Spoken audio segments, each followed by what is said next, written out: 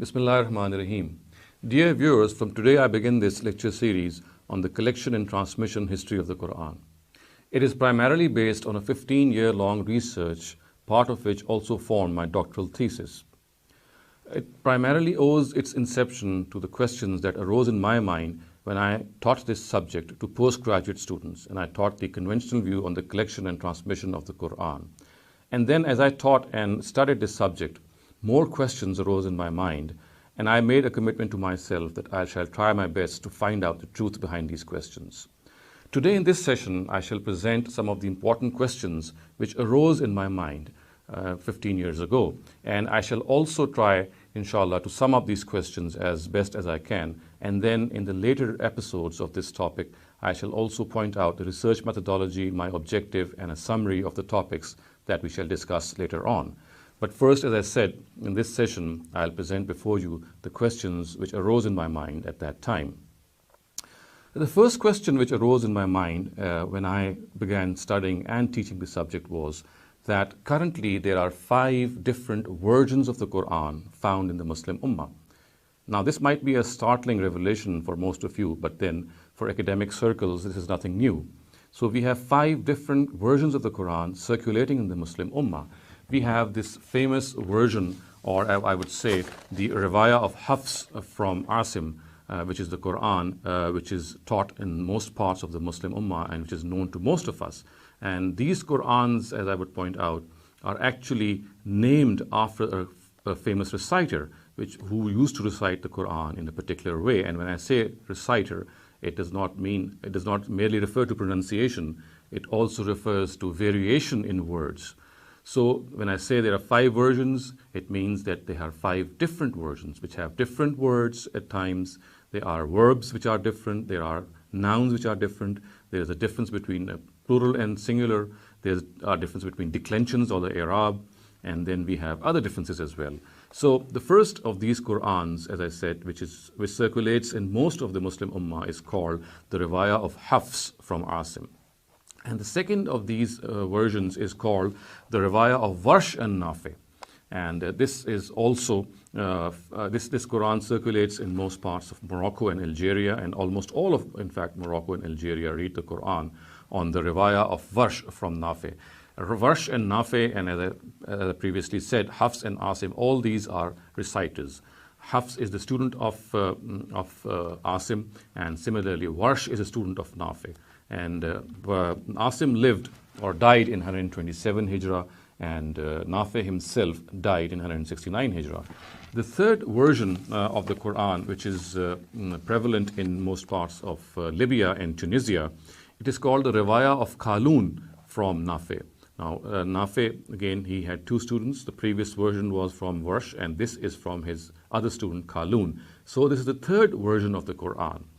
Now, the fourth version of the Quran is found in parts of Sudan, and this is called the Riwayah of Ad-Duri from Abu Amr. Abu Amr is also another reciter of the Quran. And may I also point out that Asim himself lived in Kufa and Nafi in Medina, and Abu Amr, whose qiraat I'm just mentioning, he's lived in Basra. And as I said, his Quran is found in most parts of Sudan. And finally, we have the Quran of Hisham. The Riwayah of Hisham from the qiraat of Abdullah ibn Amir. Abdullah ibn Amir was a reciter of Damascus, and he died in 118 Hijrah.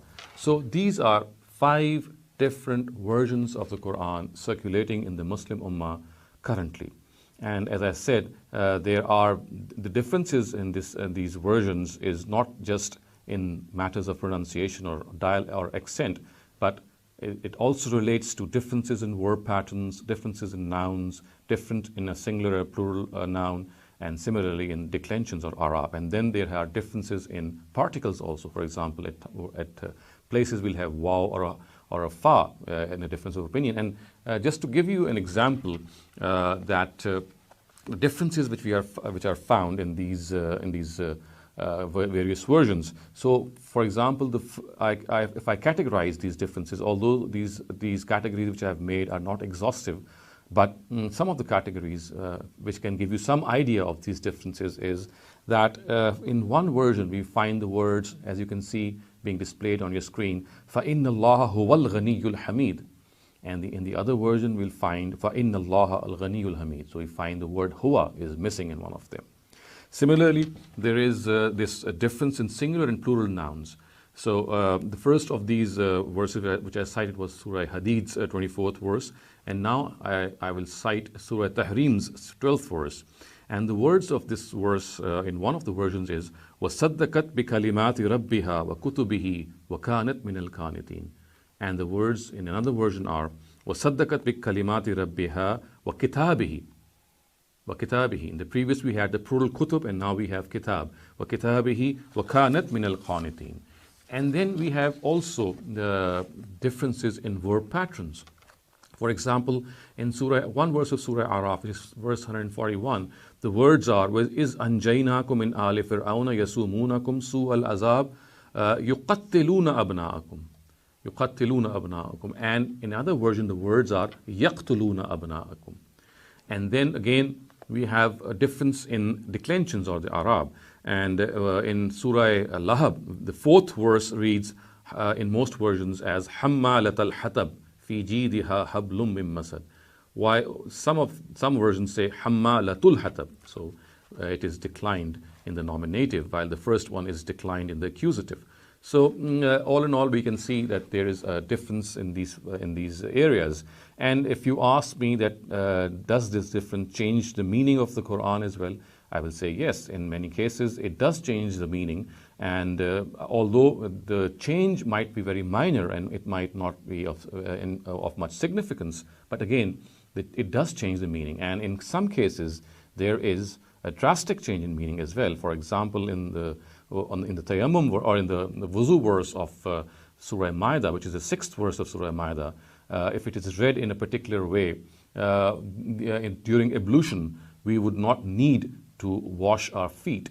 To wipe them would be sufficient. To do masa on them would be sufficient. So if we read the verse as Arjulakum ilal Ka'bayn, the way it is found in some of the versions, then we'll have to wash our feet.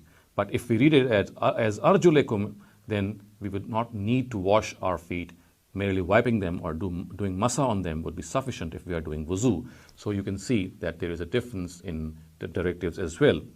Now the question which now arises is that if there are 5 versions of the Quran circulating in this Muslim Ummah, then which one is the correct one? Or should we say that all of them are correct?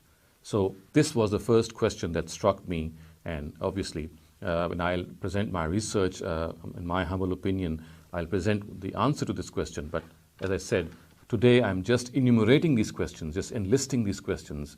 And the first of them, as I said, which wonderstruck me and dumbfounded me was that there are at least five versions. And I'm saying this because there are other versions also which are classically accepted.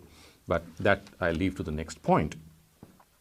The next point is, or the next question actually, which arose in my mind, also relates perhaps to the first question, but it is an independent question because of its import. So the second question is that there are variant multiple readings of the Quran. The Quran can be read in various ways, in multiple ways. And why? Because our scholars say that these multiple ways have been sanctioned by the Prophet. But when they say this, they do not cite any criteria from the Prophet. But what they do is they cite their own criteria in this regard, and they say that if any reading of the Quran, any recital of the Quran is sanctioned by 3 criteria, then it can be accepted as a verse of the Quran. That particular recital will be a verse of the Quran. And these 3 criteria are very, very famous, and any person who has even a slight knowledge of the Qiraat science, he knows that a Qiraat or a reading should be in accordance with the rules of the Arabic grammar, and then it should be reliably traced back to the Prophet Muhammad sallallahu alaihi wasallam. And the third criteria is that it should be in accordance with any of the Usmanic copies. So any reading, any recital which is in consonance with these 3 criteria is regarded as acceptable. And may I show you, viewers, that If I show you this Quran before me and I open up any page of the Quran, you'll find on its sides on the other variant readings of a particular verse which is mentioned in the main text are mentioned in the margins, and you can see that there's hardly a page in this whole corpus of the Quran which is devoid of any variation in this reading. And this variation in reading, again, as I said, is basically acceptable to all our scholars if these readings conform to these standards which I have just narrated before you. And viewers, also interesting is the fact that these readings, as I said, at times they do not have a very significant change in the meaning, but at many a time we have significant changes in the meaning as well, because when words change, when we find that there is a difference in declensions, in verb patterns, in nouns, the meaning obviously changes. And just to quote a very glaring example, in again the same verse, Surah Maida's 6th verse, we find that in the case of dry ablution or tayammum, now one verse has the words "Aw lamastumun nisa," or I would say most versions, which means that if men have had intercourse with their wives, and they do not find water for ablution, then they can do tayammum. However, in one of the other versions, which is one of the other recitals, which is attributed to Hamza, a famous reciter of Kufa, the words are lamastumun nisa, which means that this is only allowed if a husband has kissed or touched his wife, and then he finds no water, and then he can do dry ablution. So in lamastumun nisa, the version which says lamastumun nisa, it would mean that dry ablution is allowed in the case of sexual intercourse between your husband and wife. But in the case, if the verse is read as lamastumun nisa, that is without an alif, it would mean that it is only allowed if they have kissed or touched each other. So you can see that merely this variation produces a difference in directives as well. So the question arises that if we have to accept any recital as the Quran, the obvious question which would come in my mind would be that it has to be sanctioned by the Almighty or by His Prophet. Now, lo and behold, here we find neither the Almighty nor the Prophet sanctioning these recitals or not giving any criteria of accepting these recitals. These criteria have been formed by our scholars of the Ummah. When I say these three criteria, it means that these three criteria have not been given to us by the Almighty, not been given to us by the Prophet Muhammad ﷺ himself. It is the scholars of the Ummah who say that any recital, any reading of the Quran, any qiraat of the Quran, if it conforms to these three standards, then it shall be held acceptable. So as I said, the question which arose in my mind is that why? Only God and His Prophet should be given or has been given or invested with this authority of regarding anything to do with the Quran. So how can we regard something which a scholar of the Quran, who is perhaps 100 or 200 years, who lives 100 or 200 years after the revelation of the Quran, who has given him the authority to decide what the Quran is and what it is not?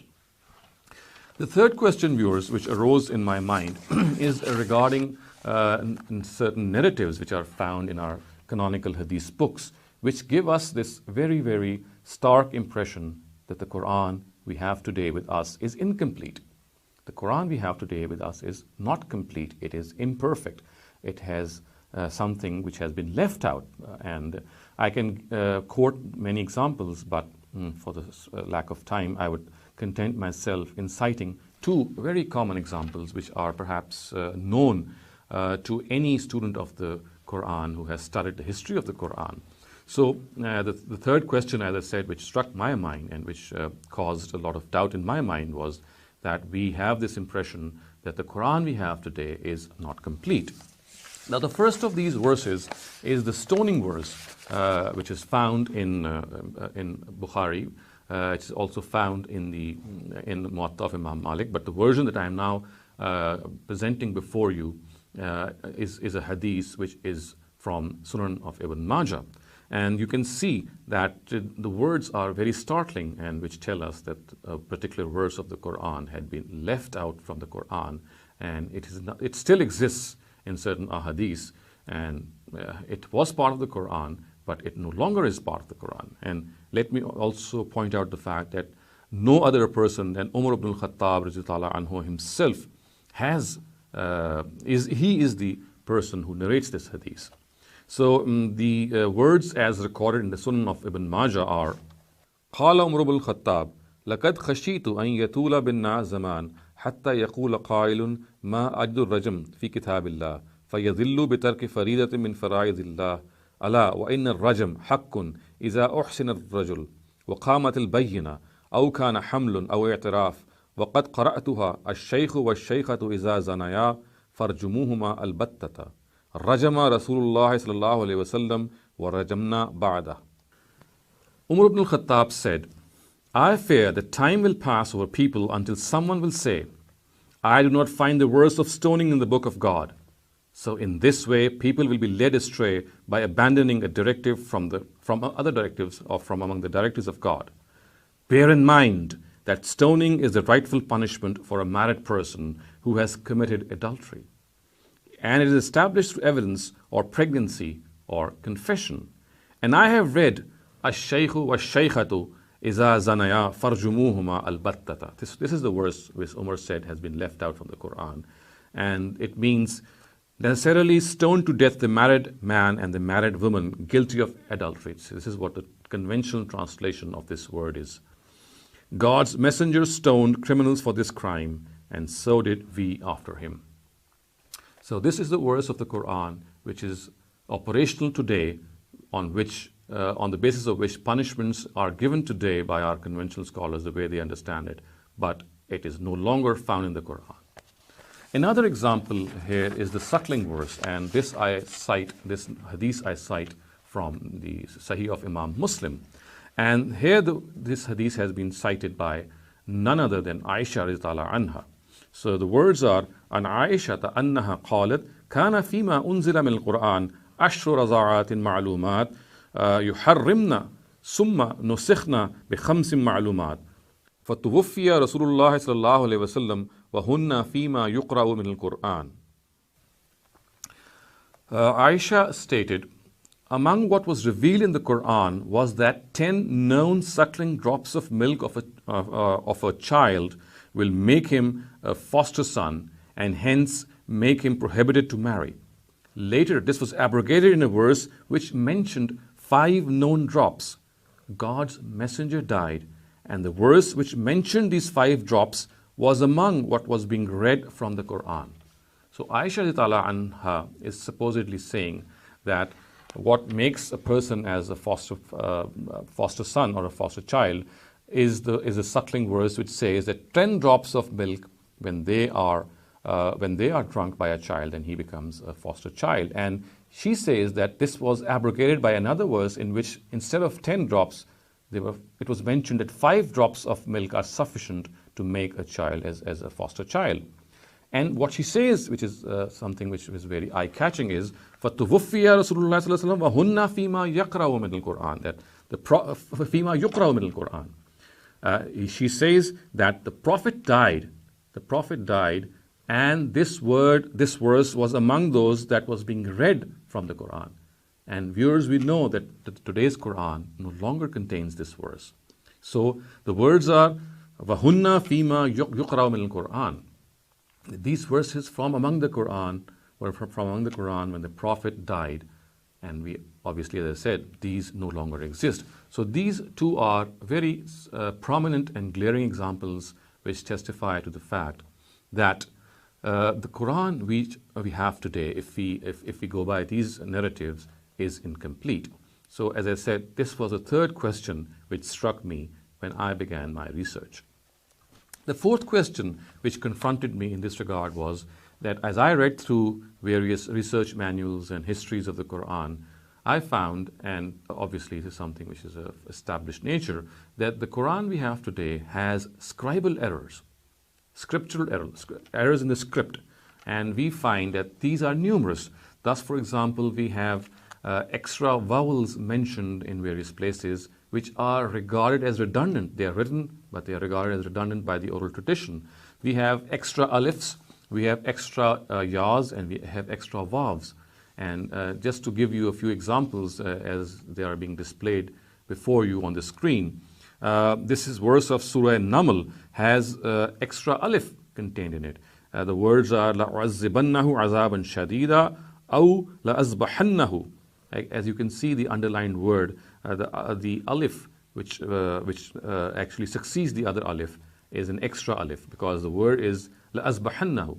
Or if we don't accept this to be a letter which is redundant, then we find this anomaly that this verse or this word would read in a very opposite way, and the words would be أَوْ لَا أَذْبَحَنَّهُ. It will be a negative particle instead of presenting the positive picture. Similarly, another example is from Surah Al Imran. This is verse 158, and here again we find an extra alif.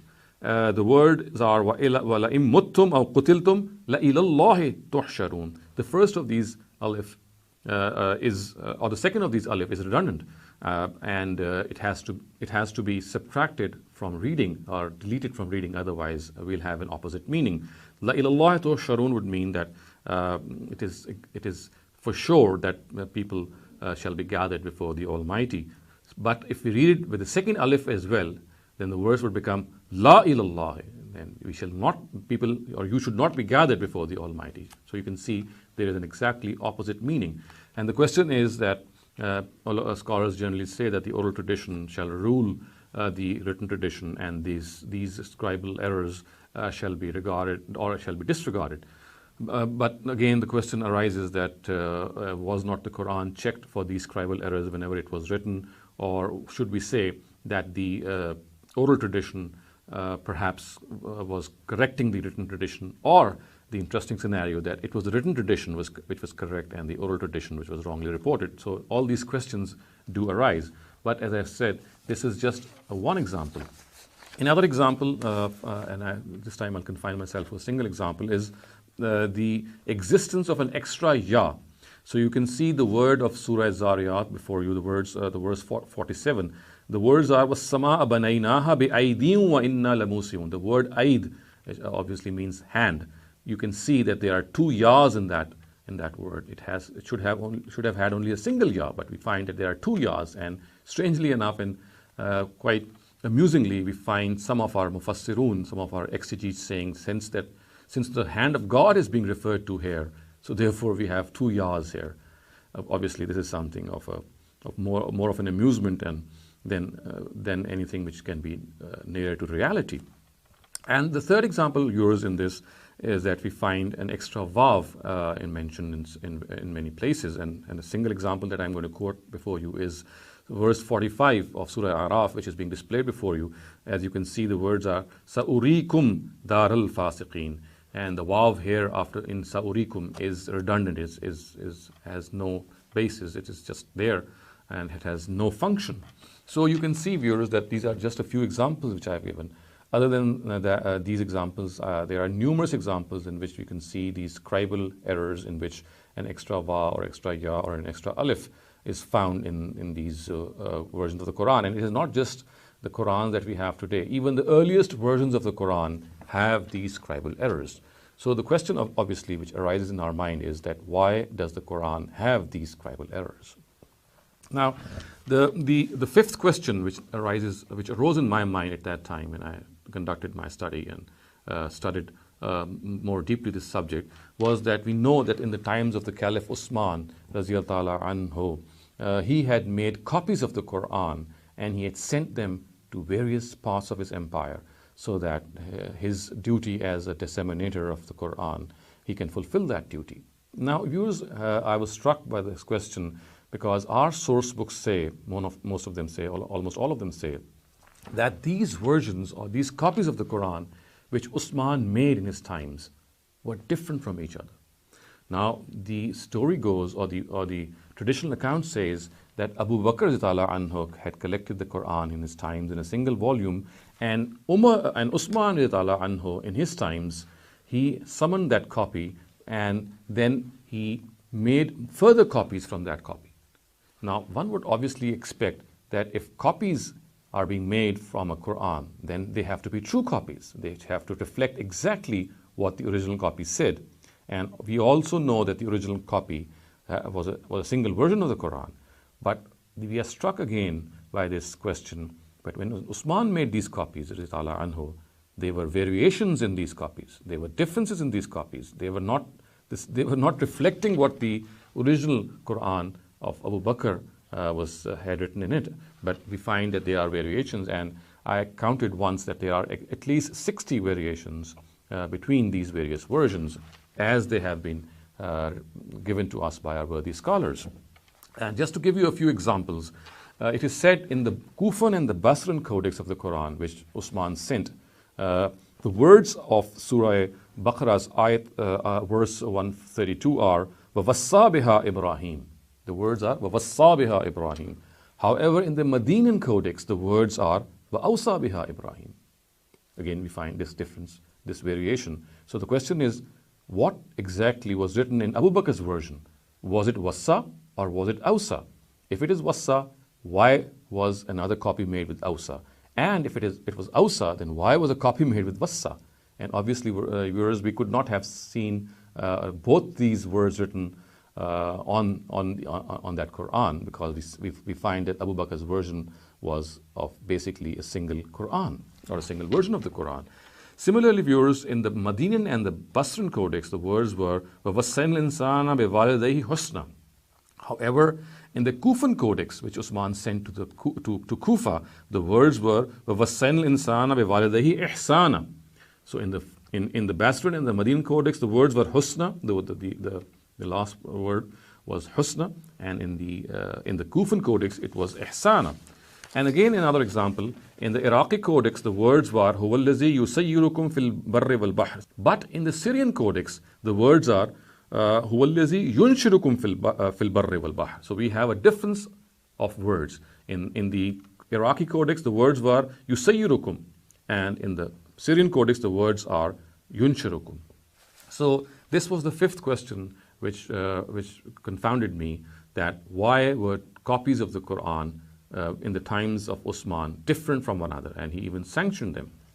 The sixth question which arose in my mind at that time was that basically the accounts of the collection of the Quran and its transmission have been mentioned in our Ulumul Quran books. And these Ulumul Quran books obviously reflect our history. But then again, these Ulumul Quran books are basically recounting what our initial Hadith books have mentioned, what has been mentioned in these Hadith books. That's, for example, Imam Bukhari's Al-Jami' al-Sahih, or Imam Muslim's Al-Jami' al-Sahih, and the rest of the the canonical books. Whatever has been mentioned in them, they are basically our sources of the collection of the Quran narratives as well as its transmission. But when I studied the accounts or the earliest histories of Muslims, in particular of the Tabaqat of Ibn Sa'd, who died in 230 Hijrah, then the Al-Ma'arif of Ibn Qutayba, and similarly Tabari's Tarikh, I found these are the three earliest of Muslim histories. I found that there was an absolutely lack of corroboration from these accounts. And when I say this because that all these books, in particular the Tabaqat of Ibn Sa'd, it mentions the biographies of all the famous companions. It mentions the biographies of people who figure in the collection of the Quran narratives, people like Usman, people like Umar, anhu. Similarly, we find Hafsa, anha. We find people who had been assigned the task of collecting the Quran, like Zayd ibn Sabit, Abdullah ibn Zubair, and others. We have biographies of all these people. We have the biography of Huzaifa ibn al-Yaman, the famous general of Usman, who had actually reported differences in reading the Quran. But what fails to find mention in all the biographies of all these people in these books is that they had nothing to do with any collection of the Quran role which they have alleged to play in our Hadith books. So this is a question which became a question mark in my mind, that why is it that Hadith books report a collection and transmission story or history of the Quran, and this collection and transmission history should have found mention in our history books as well, because these history books actually they relate and narrate the biographies of people who were involved in collecting and transmitting the Quran. But when we find these people being mentioned in our history books, in particular I'm referring to the collection of the Quran narratives and the people who were involved in this in the times of Abu Bakr anhu and Usman anhu, we do not find that these people had any role which our hadith books have portrayed regarding these people. So this is my sixth question which arose in that time. The seventh question which arose in my mind was that the chains of narration of these collection of the Quran narratives are extremely weak, and they more often than not, in most cases, they hinge on a single narrator, a single person from whom it is disseminated. In the first couple of tiers, it is narrated by single people. Now, it is a very common established norm of historical criticism that when things of all-pervasive nature are mentioned by a few individuals, then they come to question. When the nature of something is such that it has to be transmitted, or it should have been transmitted by many people, but we find just a single person narrating it, and after him a single person narrating it as well, then it comes to question that did this event actually take place or not? Because if it had taken place, there would have been multiple people reporting the same event. Whereas in most cases, as I shall point out in my later lectures and talks, that they all hinge upon single people and single strands who report these narratives. So it is this weak nature of this transmission that struck me when I was doing my research. The eighth question which arose in my mind was that there is a serious and a severe difference in the reporting of the collection of the Quran in the Sunni and the Shiite books. We have absolutely different Sunni and Shiite accounts of the collection of the Quran. The Sunni accounts regarding the collection of the Quran have a different version of this collection, and the Shiite accounts, which are primarily based on the Kitab of Sulaym ibn Qais, Tabrasi's Al-Ihtijaj, and Ali ibn Ibrahim al-Qummi's Tafsir al-Qummi, the way these books describe the collection of the Quran, and obviously they point out that it was Ali radhiyallahu anhu who was the first person who had collected the Quran, he brought it over to the Sahaba, the companions who were gathered at the Saqifa of Bani Sa'ida, busy in electing the next caliph or the successor of the Prophet. When he had come over to them and presented the Quran, which was with him, and he had said that it was given to him by the Prophet, and he had collected it, and he has brought this before them. But it was not accepted by the companions, as the Shiite sources say. And the Sunni sources, on the other hand, present a very incomplete picture, and they reject this, or they have a different version of how Ali was involved in this collection of the Quran. And according to them, it was Abu Bakr anhu who, after the death or demise of the Prophet, when there was a battle of Yamama going on between Musaylama ibn Kazzab, and a number of reciters of the Quran had died, did he embark upon the first collection of the Quran as he was advised by Umar radhiyallahu anhu. So we find two conflicting versions in two of the mainstream sects of Muslims. Now, the ninth question which arose in my mind was that a famous companion of the Prophet, Abdullah ibn Masud, he is someone who was very close to the Prophet, one of his earliest companions. Now, he is a person from whom you could least expect what I'm going to just narrate before you. He said that the Mu'awwizatayn, or the last two surahs of the Quran, Surah Falaq and Surah Nas, they do not belong to the Quran. It was his view that these two surahs were not part of the Quran. And as it has been reported, that Kana Abdullah yahukkul mu'awwizatayn min masahifihi, that he would delete the mu'awwizatayn, the last two surahs of the Quran from the Masahif. وَيَقُولْ إِنَّهُمَا لَيْسَتَا مِنْ كِتَابِ اللَّهِ تَبَارَكَ وَتَعَالَى. He would say that they do not belong to the Book of God. So this is what Abdullah ibn Masud would say, as has been recorded by our hadith books.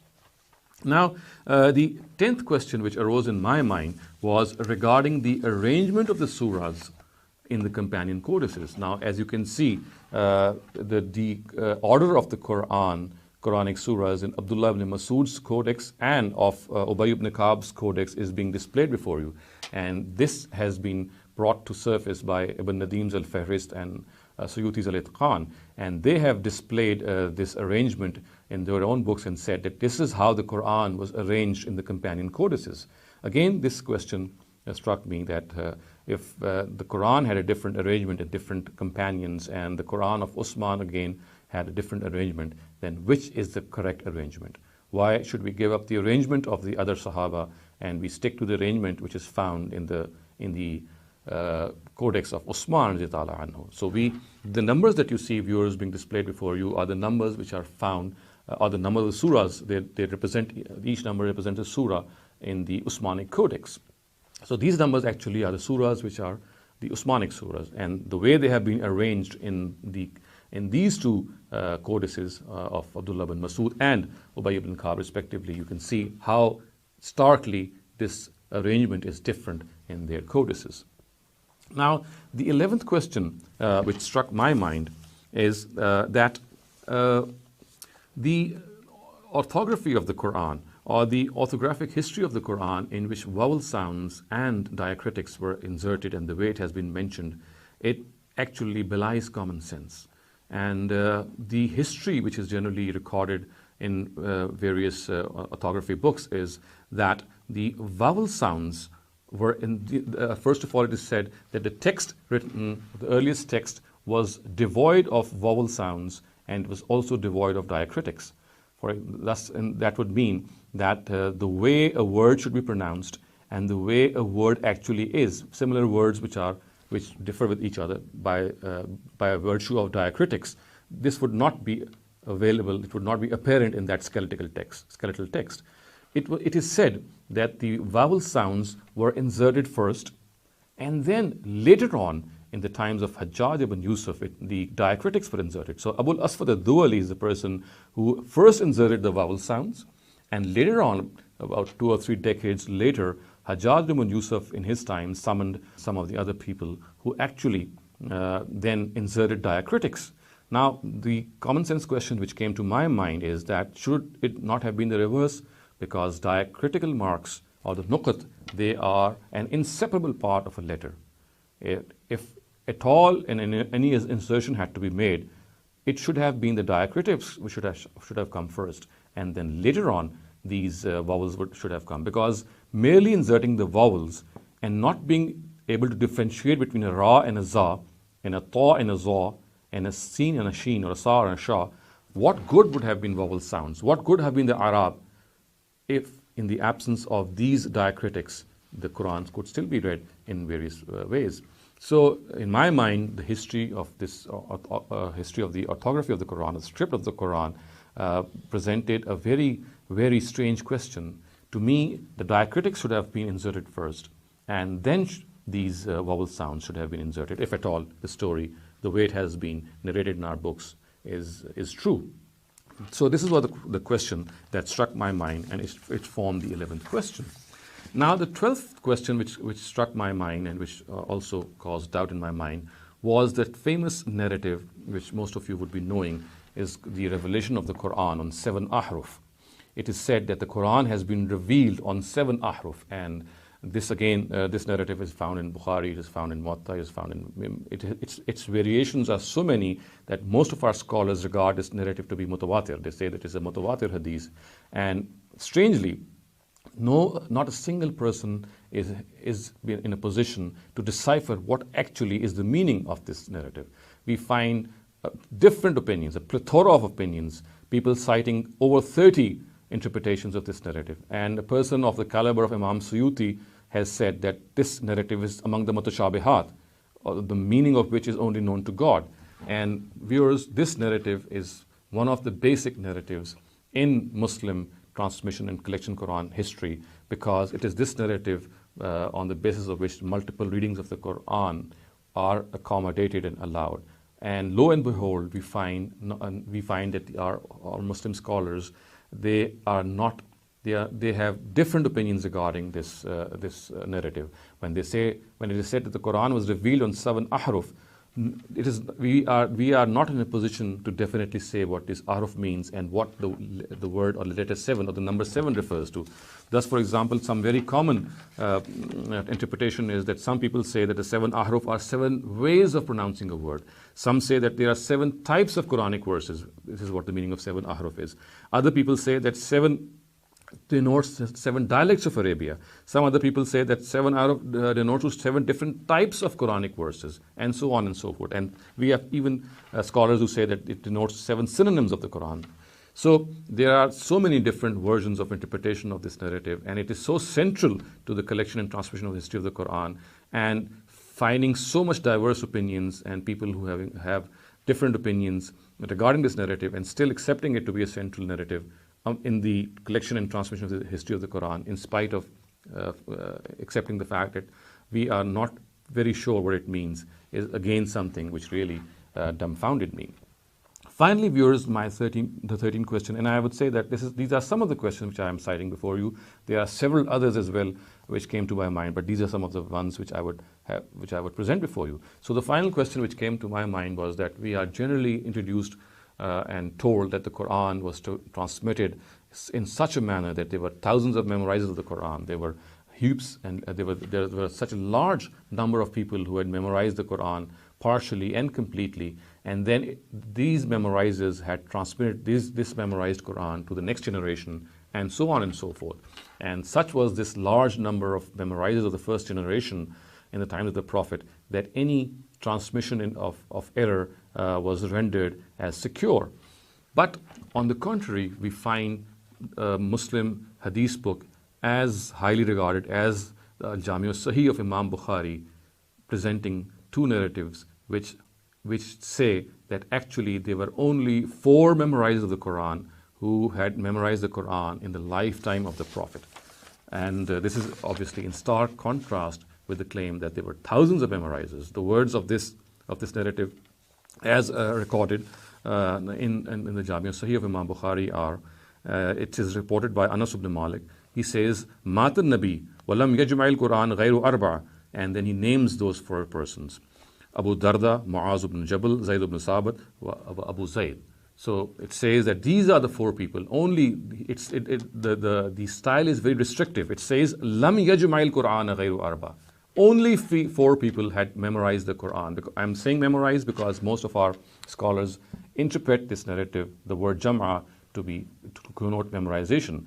So in the presence of this narrative that only 4 people had memorized the Quran, the claim that thousands and thousands of memorizers were there who had memorized the Quran and then transferred it to the next generation, this contradiction has to be resolved. Either the first one is correct or this is correct. So again, this was a question that struck my mind, and it urged me to find what the truth was. So viewers, this is a summary of some of the questions which I have presented before you, and inshallah in the next session I will further elaborate on how I have taken upon myself to research out these questions, and I will also outline the methodology of my research, also give the justification and the nature of my research, and also present a summary of the topics that I will cover in my later lectures. And I pray to God that He grant me the sagacity and the wisdom and the power of speech to properly present this research before you. And I also pray to God that this research, whatever truth has come to my mind, that I should accept it the way it has come before me. And I also pray to God that this truth which I propagate, I shall always be flexible, that if any critique comes upon it, it convinces me, I shall change my opinion and always try and see what the truth is in this regard. أقول قولي هذا واستغفر الله لي ولكم ولسائر المسلمين والمسلمات.